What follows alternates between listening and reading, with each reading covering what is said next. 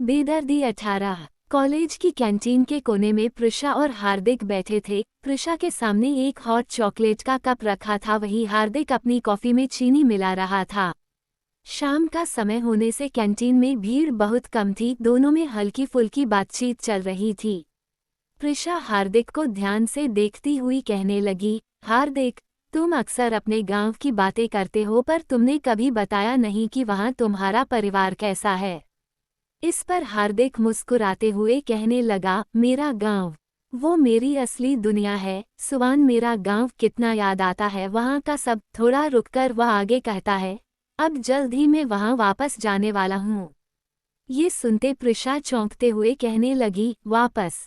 लेकिन क्यों? मेरी दीदी, उनके लिए। कहता हुआ हार्दिक अपनी जेब से वॉलेट निकाल लेता है। अगले ही पल वो उसमें लागी एक तस्वीर प्रिशा के सामने करता हुआ कहने लगा, ये है मेरी दीदी, मेरी सबसे बड़ी ताकत। मैंने उनसे वादा किया है कि जब भी मैं कुछ बन जाऊंगा, सबसे पहले उनके पास जाऊंगा।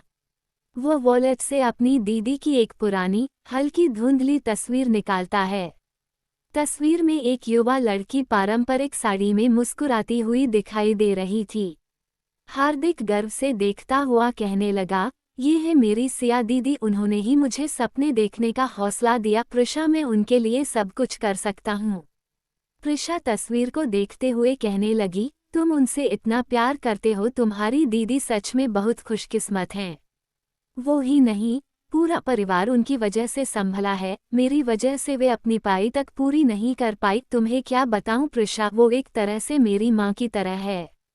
लेकिन तुम तो बहुत समय से अपने गांव नहीं गए। हाँ प्रिशा, क्योंकि अब हमारा परिवार कर्ज में दबा हुआ है। दीदी ने हमारी जमीन गिरवी रख दी थी ताकि मुझे पढ़ाई के लिए पैसे मिल सके, अब मुझे वो कर्ज चुकाना है।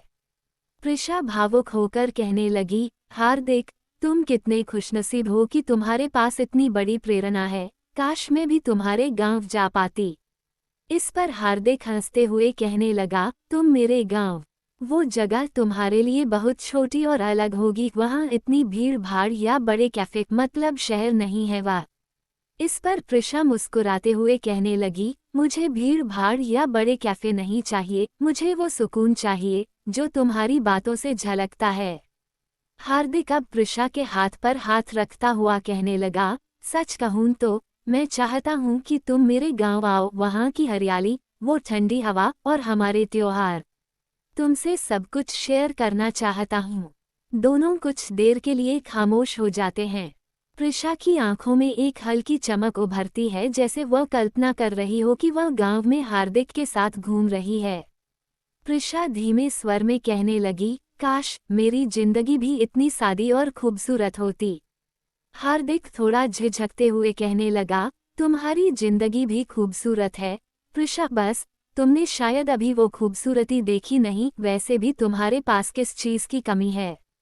उस पल प्रिशा ही का मन जानता था कि उसका मन अपने परिवार में भी कितना अकेला था, पर उस पल भर की उदासी को झटकते हुए प्रिशा खनकती हुई कहने लगी, हार्दिक, क्या तुम सच में सोचते हो कि मैं तुम्हारे गांव जाऊं तो?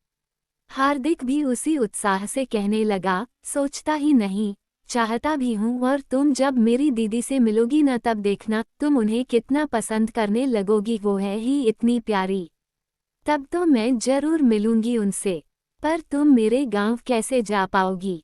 अरे वो तुम मुझ पर छोड़ दो, जिस दिन प्रिशा ने ठान लिया न, उस दिन तुम भी मुझे रोक नहीं पाओगे। अपना कॉलर उठाती हुई प्रिशा इस ढंग से बोली कि हार्दिक भी अपनी हंसी रोक नहीं पाया। अब प्रिशा और हार्दिक बाहर निकलते हैं। हार्दिक स्कूटर की चाबी घुमा रहा है और प्रिशा उसके पीछे बैठने को बिल्कुल तैयार थी। हार्दिक, एक बात कहूँ? हाँ बोलो। जब तुम गांव जाओगे तो मुझे कॉल करना, मैं कम से कम फोन पर तुम्हारे गांव का हाल तो जान सकूं। इस पर हार्दिक हंसते हुए कहने लगा, पक्का वीडियो कॉल से सब दिखाऊंगा, लेकिन अगर उस दिन नेटवर्क ने काम किया तो, नहीं तो एक दिन तुम्हें वहां खुद आना पड़ेगा। क्या पता मेरे प्रोग्राम से पहले राजस्थान मुझे वहां बुला ले। इस पर दोनों साथ में हंस पड़ते हैं। अब दोनों स्कूटर पर बैठ गए थे और हार्दिक के स्कूटर चलाना शुरू करते प्रिशा उसके कंधे पर हल्का हाथ रखती है, जैसे किसी अनकहे भरोसे का एहसास उनमें हो। दहल मेंशन का लिविंग रूम था जहां रात के खाने के समय वहां सारा परिवार इकट्ठा था। जगदीश सिंह दहल, अमारा और उनकी पत्नी सोनाली सोफे पर बैठे हैं। बीच में एक कॉफी टेबल पर राजस्थान प्रोजेक्ट की फाइल्स और दस्तावेज बिखरे हुए थे। अमारा गंभीर स्वर में कुछ समझा रही थी। प्रिशा सीढ़ियों से उतरते हुए अपनी धुन में वही आ रही थी। अमारा कागज पलटते हुए कहने लगी, पापा, ये ऋत्विक का प्रपोजल काफी इंटरेस्टिंग है। उसने जो राजस्थान प्रोजेक्ट के लिए योजना दी है वो हमारे ब्रांड के विस्तार के लिए परफेक्ट साबित हो सकती है। जगदीश फाइल के पन्ने पलटते हुए गंभीर स्वर में कहने लगे, अमारा, प्रपोजल इंटरेस्टिंग होना काफी नहीं है, ऋत्विक इरादे कैसे है ये भी जानना जरूरी है। वो आदमी इतना परफेक्ट दिखने की कोशिश कर रहा है या है, तुम्हें इस पर भी ध्यान देना चाहिए। अमारा थोड़ी तल्खी से कह उठी, लेकिन डैड, अगर ये प्रोजेक्ट सच में अच्छा हुआ तो। देखो अमारा, इस प्रोजेक्ट को मैं पूरी तरह से तुम्हारे हैंडल किया है, इसलिए तुम्हें बहुत सोच समझकर काम करना चाहिए। मैं भावना से नहीं, तर्क से फैसला करती हूँ डैड, इसलिए मुझे खुद राजस्थान जाना होगा। अब प्रिशा धीरे धीरे उनके पास आती उनके बीच आती मुस्कराते हुए कहने लगी, क्या बात है, यहाँ इतनी गंभीरता क्यों है? अमारा गहरी सांस छोड़ती तुरंत कह उठी, प्रिशा, ये बिजनेस की बात है, तुम्हारे लिए नहीं है। अरे, मैं तो बस सुन रही थी कि राजस्थान की बात हो रही है। वैसे अगर आप लोग जा रहे हैं तो मुझे भी साथ ले चलिए। जगदीश गंभीर स्वर में पूछ उठे, क्यों? वहां जाकर तुम क्या करोगी?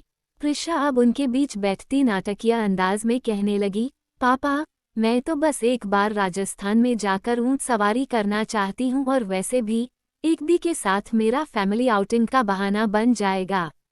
तब से चुप बैठी सोनाली कह उठी, प्रिशा की बात सुनकर मेरा भी मन होने लगा, लेकिन अमारा प्रिशा को घूरती है। प्रिशा उसकी ओर मासूम चेहरा बनाकर देखती रही। इस पर अमारा सख्त स्वर में कह उठी, प्रिशा, ये कोई पिकनिक का प्लान नहीं है, ये बिजनेस है, और बिजनेस के मामलों में तुम्हारी दखलंदाजी की जरूरत नहीं।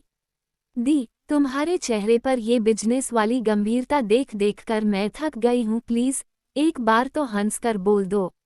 प्रिशा की मासूमियत पर राधा हल्की हंसी रोकने की कोशिश करती हैं। इस पर जगदीश उन्हें घूर कर देखते हैं। प्रिशा, ये बच्चों का खेल नहीं है, राजस्थान का प्रोजेक्ट हमारी कंपनी के भविष्य के लिए बहुत महत्वपूर्ण है। प्रिशा चुलबुले अंदाज में कहने लगी, ठीक है, मैं हार मानती हूँ। फिर थोड़ा रुककर कहने लगी, लेकिन अगर आप लोग नहीं ले गए तो मैं खुद अकेले चली जाऊंगी। हार्दिक ने कहा था कि उनका गांव राजस्थान में ही है और बहुत खूबसूरत है। प्रिशा की बात सुनते सभी चौंककर एक साथ उसकी तरफ देखते हैं। ये समझते प्रिशा अपनी जीभ दांतों से दबाती हुई खुद से कह उठी, अरे ये किया प्रिशा, लोगों के पैर कुल्हाड़ी पर पड़ते हैं और तूने कुल्हाड़ी पर पैर दे मारा। हार्दिक का नाम लेने की क्या जरूरत थी, अब मर। अमारा उसे सख्त नजर से देखती हुई कहने लगी, हार्दिक, तुम उसके गांव क्यों जाना चाहती हो? जगदीश भी उसे घूरने लगे थे।